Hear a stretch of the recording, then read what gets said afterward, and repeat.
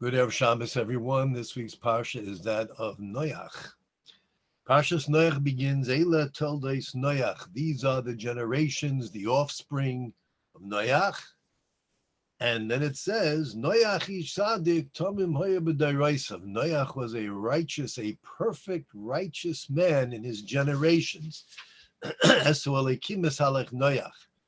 With God did Noach go. He went with God. Then the next verse tells us that Noach had three sons, Shem, Cham, and Yofes. So the question is obvious. What is the Parsha telling us? It starts by saying these are the generations, the offspring of Noach, and it doesn't discuss that. It tells us about the righteousness of Noach himself. Why is that referred to as Toldos Noach, the offspring? In addition, what exactly is the Parsha, the Pasuk coming to teach us? That Noach was a righteous man? That's a wonderful thing. But then what is it doing here? At the end of last week's Parsha, tells us that the generation was horribly evil and wicked. And that Noach motza chen b'nei Hashem, despite the fact that God decreed that this generation had to have consequences and perhaps be destroyed. Nevertheless, Noach found favor in the eyes of Hashem. There, the Torah is telling us that Noach was unique and distinguished from the rest of the generation. That's where it should have said that Noach was a perfectly righteous man who walked with God. Why over here? In addition, what does it mean that he was perfectly righteous in his generations? What does it mean his generation? Just tell us, Noach was a perfectly righteous person. What does it mean his generations? And the last question we want to ask is that we don't find such a verse in regard to Avraham, Yitzchak, and Yaakov, who are the patriarchs of Klal Yisrael. And there's no verse that tells us that Avraham is an ish tzaddik tomim, that he was a perfectly righteous man. It doesn't say that by Yitzchak, by Yaakov. We know it, but there's no such verse. Why is there a verse over here by Noach? The Bnei Tosfa explains that every human being is born into two worlds. We're born into this world, of which we have biological parents. They bring us into this world. And then we also have the world to come, in which we earn the right that we should be able to dwell and bask in the glory of eternity with God. Who brings us into that world? It could be our parents, or it could be our teachers. It could be if we receive the proper education and we go to schools of higher Jewish education. We've gone to yeshivas, Beis Yaakov, in which we're able to study under great righteous people who have shown us the path and paved the way. They enable us to enter into the portals of the world to come. They have given birth to us, so to say, to bring us into that world, the spiritual, eternal world. And this, the Bnei Tosfa says, is what this verse is teaching us. When it says, these are the offspring of Noach, what does it mean, the offspring? It's not talking about the biological children that he brought into this world. That's the next verse, Shem, Cham, and Yofes.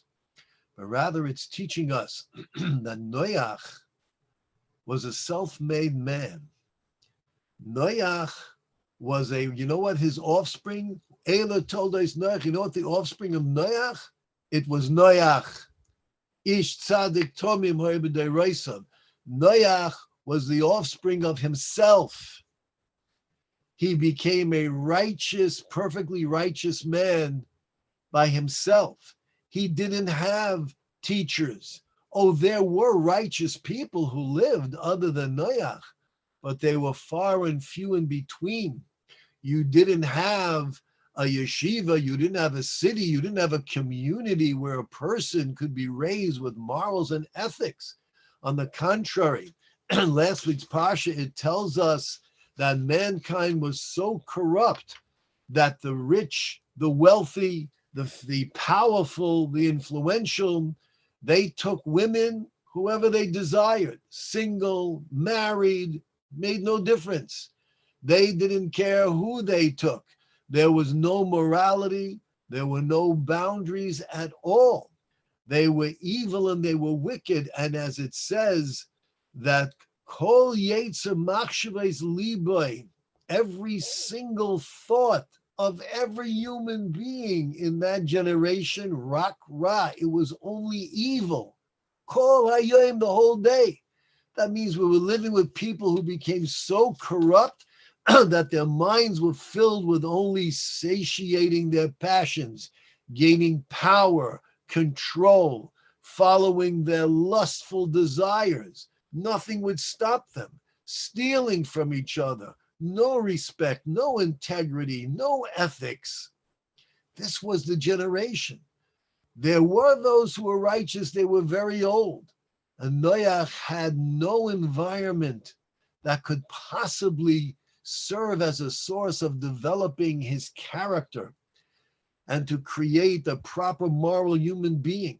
How did Noach find favor in the eyes of God? And last week's Parsha said he found favor in God's eyes. How? That's what this verse is coming to teach us. How did he find favor? He was a righteous, perfectly righteous person in his generations. What does that mean, his generation? It means that Noach had the wisdom, and he looked at his generation, and he looked at the people, and he said, what motivates them? What are their goals? What are their passions? What do they live for? Is it to help others? Is it to be there to serve a higher purpose? Or is it just to be like an animal and satisfy your base instincts day and night? That's what humanity has become.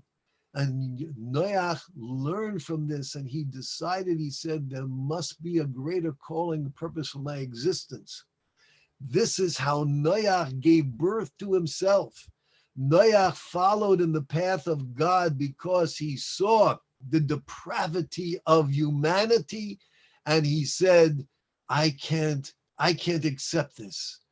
I have to find something else. I have to follow in the path of God. And Noach then isolated himself. And Noach would only think and function with God as if he was living with God physically and sensually. This is Noach. The verse is coming to teach us why Noach found favor.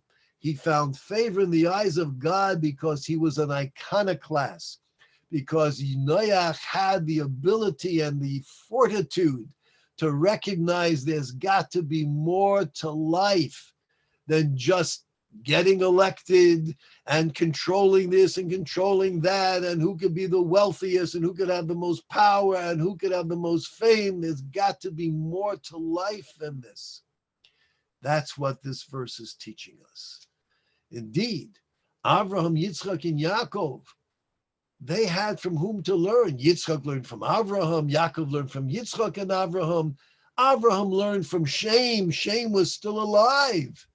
Noach was alive for 58 years of Avraham's life.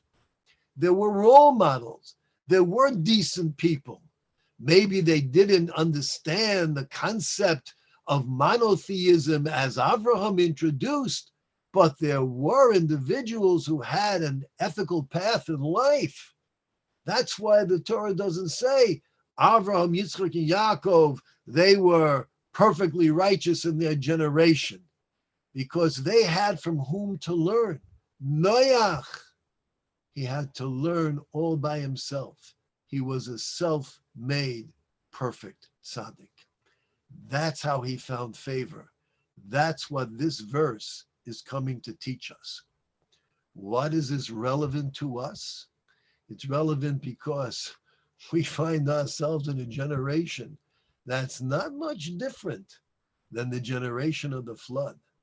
People who live for their passions, people who have no ethics, people who will just want to control, people who have no respect for human life. If they want to engage in war, if they want to perform all types of horrific deeds, if they want to slaughter Jewish babies and burn people alive. And then you have individuals on college campuses who are trying to intellectually understand why Israel is justified in doing what they're doing and everything. We live in such a corrupt society, corruption of thought, corruption of deed. It's not much different than that of the generation of the flood. Thank God we have from whom to learn. We have sages. We have Torah communities. We have yeshivas and Beis Yaakovs. But not every one of us has been fortunate enough to attend or to be raised with that. But nevertheless, we have the ability to be honest with ourselves and look around and say, there must be more to my existence than just the constant pursuit of my passions. I am not an animal. I am a human being. I have a soul. I am B'Tselem Elokim. I was created in the image of God. I can perceive my Creator and I can serve Him. That's what this pasuk is coming to teach us. Probably more relevant today than maybe even thousands of years. May the Almighty give us the strength that we should be iconoclasts and self-made people. And if we had the good fortune of being trained and raised by God-fearing Jews who appreciate every single mitzvah, let us continue in that path and spread it for generations to come. Stay safe, stay healthy, and stay Jewish. Have a wonderful Shabbat.